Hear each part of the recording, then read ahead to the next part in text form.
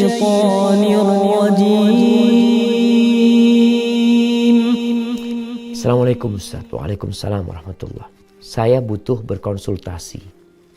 Nama saya Elizabeth. Dulu saya Nasrani. Saya menikah dengan seorang laki-laki Muslim, ijab kabul juga secara Islam. Namun keislaman saya hanya di KTP saja.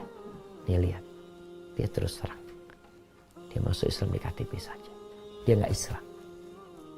Dia bukan Muslim. Seorang yang Islam di KTP aja, seorang yang lisannya mengatakan la ilaha illallah tapi dia hatinya tidak mengatakan la ilaha illallah, ya dia nggak Muslim.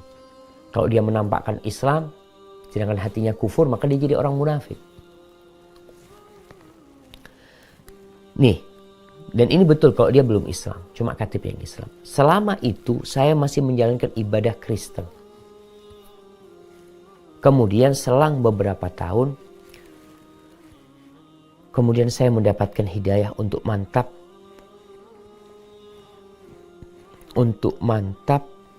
memeluk Islam sepenuhnya. Apakah pernikahan kami masih sah? Apakah kami harus menikah ulang? Ya, berkaitan dengan ahlul kitab ini banyak menjadi polemik ya, tentang bolehkah seorang muslim menikah dengan ahlul kitab. Mungkin bisa dibuka dalam Al-Quranul Karim. Coba dibuka surah Al-Ma'idah ayat 5. Surat Al-Ma'idah ayat 5. Berkaitan dengan menikahi ahlul kitab. Allah mengatakan al-yawma uhilla lakumut thayyibah. Pada hari ini dihalalkan bagi kalian yang baik-baik. Makanan yang halal. Wa ta'amul ladzina utul kitab hillul lakum wa ta'amukum hillul lahum. Dan makanan ahlul kitab, sesembelihan ahlul kitab, orang Nasara dan Yahudi itu halal buat kalian. Ingat, Nasara dan Yahudi di masa Nabi, mereka sudah menyimpang. Maka yang dikatakan adalah orang-orang kafir dari kalangan Nasara dan Yahudi. Itu halal sesembelihan mereka.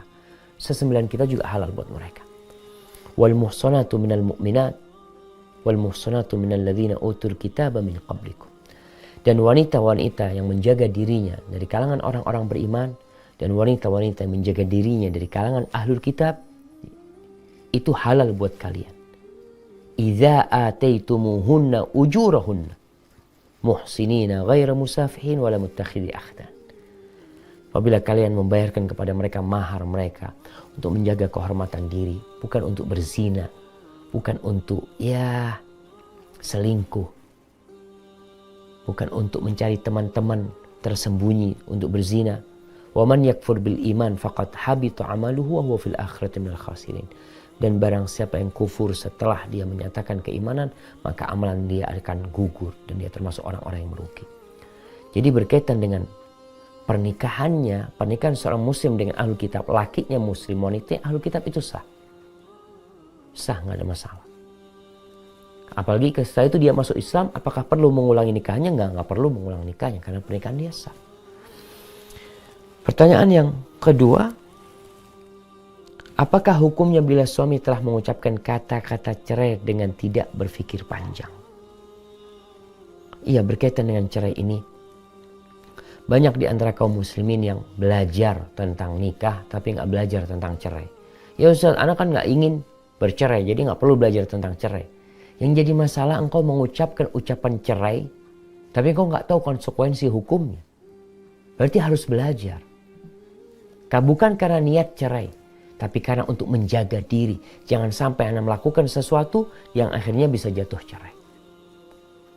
Ketahuilah bahwasanya cerai ini termasuk sesuatu yang serius dan guraunya sama. Rasul sallallahu alaihi wasallam mengatakan salatun jidduhunna jiddun wa hasluhunna jiddun. Ada 3 perkara yang seriusnya serius, yang guraunya serius. Orang bergurau mengatakan kepada dia, ini serius. Apa 3 hal ini? Yang pertama adalah at-talaq. Yang pertama nikah. Yang kedua talak. Yang ketiga raja'ah, rujuk. Atau dalam riwayat lain itik, membebaskan budak. Berkaitan dengan hal ini, jadi seorang ketika mengatakan cerai, maka perlu dilihat apa ucapan cerai itu. Apakah menjatuhkan cerai atau mau bercerai atau rencana bercerai? Kalau gitu nanti kita cerai nih, ini rencana. Nanti aku ceraikan kamu. Ini ada rencana untuk menceraikan keinginan. Tapi kalau dia aku menceraikan kamu berarti dia cerai. Atau ada ucapan cerai itu yang kiasan. Udah sana pulang ke rumahnya. Ini butuh niat. Kalau niatnya menceraikan jatuh cerai. Dan berkaitan dengan cerai ini jamaah, mungkin bisa dibuka di surah Al-Baqarah. Surat Al-Baqarah ayat 229. 229. Allah mengatakan at-talaqu marratan. Ingat nih, orang supaya tidak mudah-mudah menceraikan. Tolak, bercerai yang boleh rujuk itu 2 kali. Fa'imsakun bima'ruf au tasrihum biihsan. Maka setelah itu jaga istrimu dengan cara yang baik. Atau kalau memang gak pas, ya lepaskan dia dengan cara yang lebih baik. Islam tuh nikah dengan cara yang baik. Tidak ada kezaliman, tidak ada KDRT. Tapi kalau tidak bisa menciptakan keharmonisan, ya udah bercerai. Gak boleh menzalimin istrinya. Istri menzalimin suaminya. Gak boleh. Islam benar-benar memerangi KDRT. Fa'imsakun bima'ruf. Maka jaga. Pegang tuh. Istrinya, suaminya pegang dengan cara yang baik.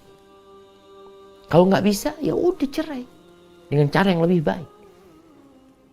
Walaupun perceraian itu sesuatu yang disukai syaitan. Tapi kadangkala menjadi sesuatu yang harus ditempuh. Karena agar syaitan tidak tambah bahagia dengan kezaliman yang terjadi dalam rumah tangga. Lalu Allah katakan, وَلَا يَحِلُّ لَكُمْ أَن تَأْخُذُوا مِمَّا آتَيْتُمُوهُنَّ شَيْئًا إِلَّا أَن يَخَافَ أَن لَا يُقِيمَ حُدُودَ اللَّهِ.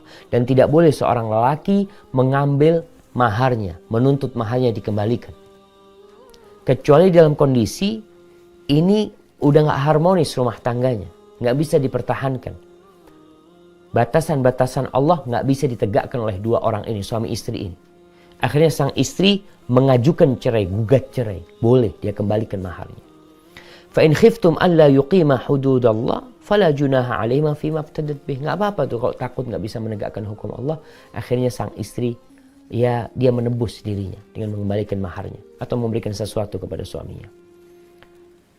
Tilka hududullah fala ta'taduha wa man yata'adda hududallahi fa ulaika humul zalimun. Itu tuh batasan-batasan Allah, jangan dilampaui, jangan dilanggar. Barang siapa yang melanggar batasan-batasan Allah maka dia orang-orang yang zalim.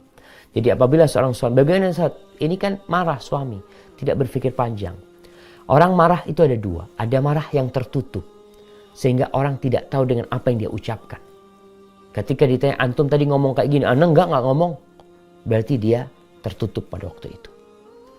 Maka orang yang tertutup seperti ini, para ulama berpendapat bahwasanya talaknya tidak cerai, tidak jatuh hafal. Talaknya tidak jatuh buat orang yang memang tertutup ketika marah. Tapi kalau dia sadar, marah dalam kondisi sadar, dia tahu dengan apa yang dia ucapkan, maka cerai dalam kondisi marah itu jatuh. Dan ketahuilah jamaah, ilmu tentang cerai harus dipelajarin. Karena Allah telah menurunkan sebuah surat khusus dengan nama At-Talaq, surat perceraian. Yang kita dituntut untuk membacanya sebagai seorang muslim. Ada tolak yang sunnah, ada tolak yang bid'ah. Tolak yang bid'ah itu adalah menceraikan istri dalam kondisi istri datang bulan. Itu dosa seorang menceraikan istrinya dalam kondisi datang bulan. Yang kedua, menceraikan istri dalam kondisi istrinya sudah digaulin. Maksudnya dalam kondisi suci, habis datang bulan suci digaulin terus malamnya diceraikan. Atau dalam masa suci itu dia ceraikan, nggak boleh. Tolak yang sunnah itu adalah menceraikan istri dalam kondisi dia suci, belum digaulin kemudian diceraikan. Atau dalam kondisi hamil. Di sini memang dalam Islam tuh tolak itu harus ada, harus dipikirkan, bukan tahu-tahu cerai, marah cerai, enggak. Dia lihat istriku ini datang bulan nggak? Datang bulan, oh nggak boleh menceraikan. Berpikir seharusnya. Itu aturan Islam. Allah mengatakan, ya ayyuhan nabiyyu idza talaqtumun nisaa fatalliquhunna liiddatihinna. Wahai Nabi, apabila kalian menceraikan wanita, maka ceraikan mereka di masa iddahnya yang sesuai dengan sunnah. Maka perlu belajar supaya Allah nggak murka sama kita. Gara-gara kita melakukan dosa lalu kita nggak sadar. Ustaz, ana nggak tahu, ana nggak paham. Antum nggak belajar. Antum kuliah S1, S2. Antum menumpuk pendidikan tinggi. Sesuatu yang dibutuhkan antum dalam rumah tangga, antum tidak peduli.